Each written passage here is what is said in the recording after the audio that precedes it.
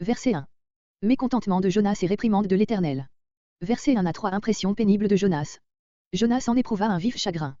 Ou bien les 40 jours étaient écoulés et le chagrin de Jonas fut motivé par le fait que rien de ce qu'il avait prédit n'arriva, ou bien l'Éternel lui avait fait connaître à l'avance et avant la fin des 40 jours le pardon accordé à Ninive, Jonas 3.10, et ce fut cette nouvelle qui provoqua sa révolte. Dans ce second cas, la scène suivante aurait précédé la fin des 40 jours, dans le premier, elle l'aurait suivi. Nous reconnaîtrons que cette seconde alternative est la seule possible, voir verset 5. Et se fâcha. Ce dépit violte avait un côté personnel, Jonas était irrité de voir sa menace frapper d'inefficacité, mais ce sentiment reposait sur quelque chose de plus profond. Le prophète était indigné de voir se confirmer la crainte qu'il avait eue dès l'abord, à savoir que les Ninivites repentants n'eussent pas aussi à la miséricorde divine. Les Juifs voulaient la miséricorde de Dieu, mais pour eux seuls, ils faisaient bon marché des païens, qu'ils voyaient sans pitié au jugement de Dieu. Verset 2. Dans mon pays, en Palestine. Je savais. Comparez Exode 34.6, Joël 2.13. Verset 3. Retire mon âme. Comparez à cette prière celle d'Élie, 1 Roi 19.1. Dans toutes deux s'exprime un découragement coupable inspiré aux deux prophètes par l'inutilité apparente de leur travail, mais ce qui distingue profondément ces deux états, c'est que chez Élie ce travail avait pour but une œuvre de restauration, chez Jonas une œuvre de destruction. Verset 4. Versets 4 à 11. La réponse de l'Éternel à Jonas. L'Éternel reprend Jonas par une parole, puis par un fait. L'Éternel répondit. Quelle mansuétude dans ce langage de l'Éternel. Cette manière de faire rappelle celle du père de l'enfant prodigue à l'égard de son fils aîné, Luc 15.28. La suite de l'instruction de l'Éternel à Jonas se trouve au verset 6, dans la leçon qu'il lui donne par le moyen de la plante que celui-ci affectionne. Verset 5. Ce verset ne peut être envisagé que comme une parenthèse destinée à rappeler une circonstance accomplie déjà auparavant et dont la connaissance est nécessaire à l'intelligence de ce qui va suivre. C'est pourquoi nous avons dû traduire les 3 premiers verbes par le plus que parfait. À l'orient de la ville. Il y avait de ce côté de Ninive de hautes collines d'où l'on pouvait contempler tout ce qui se passait dans la plaine. Verset 6. L'Éternel fit pousser.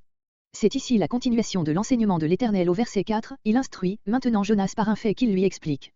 Un ricin, en hébreu, kikajion, cette plante d'Orient, bien connue chez nous, qui porte de grandes feuilles semblables à celles de la vigne, atteint en peu de jours, dans les contrées du Levant, les proportions d'un arbre.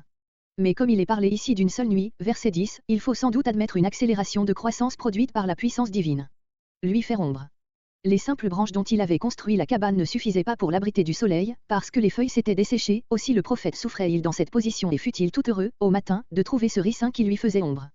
Son mal, le mal de tête dont il souffrait depuis les jours précédents. Plusieurs ont pris ce mot dans le sens moral, l'irritation qui le remplissait. Verset 7. Un vers qui.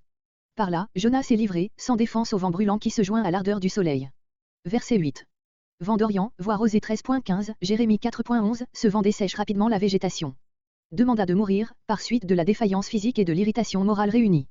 Verset 9. C'est ici l'explication de la parabole en action par laquelle Dieu veut l'instruire. La réplique de Jonas rappelle un peu les paroles imprudentes de Job en réponse à l'Éternel. L'on voit, par l'exemple de ces deux hommes, que Dieu préfère l'expression rude, mais franche d'un sentiment réel aux formes affectées d'une piété de convention, Job 42.7. Verset 11. 120 000 hommes. Les mots suivants prouvent qu'il s'agit uniquement des enfants qui ne sont pas parvenus à l'âge de discernement, c'est-à-dire probablement de ceux au-dessous de 7 ans.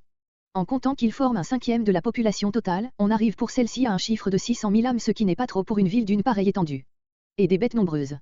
Comparez Psaume 145.9 où il est dit que Dieu a compassion de toutes ses œuvres. L'animal est au-dessus de la plante, si Jonas s'affligeait pour un ricin, combien plus Dieu n'a-t-il pas pitié de tout être vivant, homme ou bête. Ajoutons que les animaux aussi avaient été associés au deuil de repentance célébré à Ninive, Jonas 3.7. Le récit s'arrête ici, absolument comme la parabole de l'enfant prodigue après la réponse du père au fils aîné. Il appartient à la liberté de l'homme d'entrer dans la pensée et dans le sentiment de Dieu, ou de persister dans sa propre volonté. C'est ainsi qu'après avoir révélé la pensée de Dieu, l'Écriture se tait, laissant à l'homme le soin d'achever le récit en l'acceptant ou en la repoussant. Nous ne savons que trop comment le peuple juif, dans son ensemble, a répondu à cette leçon de Dieu.